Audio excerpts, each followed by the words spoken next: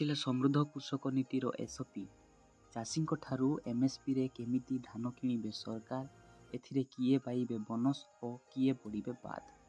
ଖରିଫ ଋତୁରେ ଚାଷୀଙ୍କ ଠାରୁ 3100 ଟଙ୍କାରେ ଧାନ କିଣିବେ ରାଜ୍ୟ ସରକାର। କ୍ୟାବିନେଟ୍ ମୋହର ପରେ ଏଥିପାଇଁ ବଜେଟ୍ରେ 5000 କୋଟି ଟଙ୍କାର ବ୍ୟୟବରାଦ କରିଛନ୍ତି।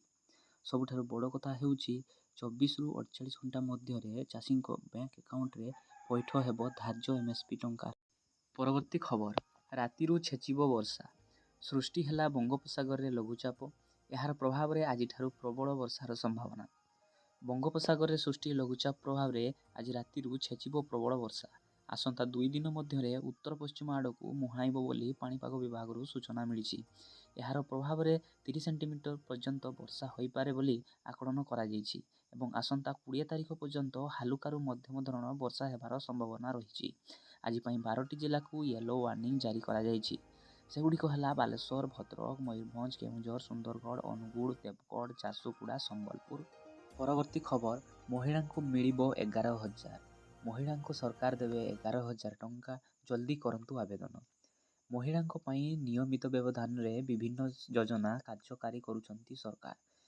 ବର୍ତ୍ତମାନ ଏହିପରି ଏକ ଯୋଜନା କାର୍ଯ୍ୟକାରୀ କରିଛନ୍ତି ସରକାର, ଯେଉଁଥିରେ ପ୍ରତ୍ୟେକ ମହିଳାଙ୍କୁ ମିଳିବ 11,000 ଟଙ୍କା।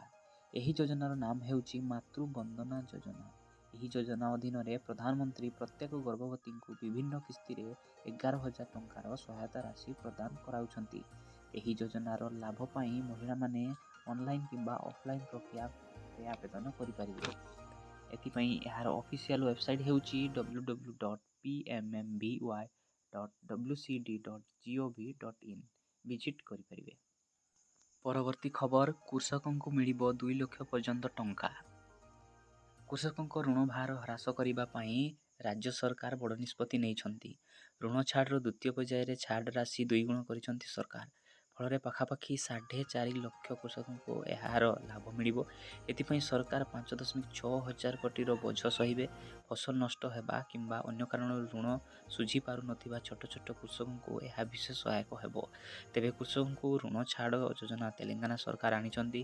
ଶୁକ୍ରବାର ରାଜ୍ୟ ସରକାର 5,644.24 କୋଟି ଟଙ୍କାର ଫସଲ ଋଣ ଛାଡ଼ ଶେଷ ପର୍ଯ୍ୟାୟରେ ଆରମ୍ଭ କରିଛନ୍ତି। କଂଗ୍ରେସ ସରକାର ନିର୍ବାଚନରେ ଦେଇଥିବା ପ୍ରତିଶ୍ରୁତି ଅନୁସାରେ 2 ଲକ୍ଷ ଟଙ୍କା ପର୍ଯ୍ୟନ୍ତ ଫସଲ ଋଣ ଛାଡ଼ କରିବା ପ୍ରକ୍ରିୟା ଆରମ୍ଭ କରିଛନ୍ତି। ସରକାର ଜାରି କରିଥିବା ତଥ୍ୟ ଅନୁସାରେ ପ୍ରଥମ ପର୍ଯ୍ୟାୟରେ 6,098.93 କୋଟି ଋଣ ଛାଡ଼ କରାଯାଇଥିଲା, ଯେଉଁଥିରେ 11,50,193 ଜଣ କୃଷକ ଲାଭ ପାଇଥିଲେ। ଦ୍ୱିତୀୟ ପର୍ଯ୍ୟାୟରେ 6,190.01 କୋଟି ଏଥିରେ ଖର୍ଚ୍ଚ କରାଯାଇଥିଲା, ଯେଉଁଥିରେ 6,40,823 ଜଣ କୃଷକ ଲାଭ ପାଇଥିଲେ।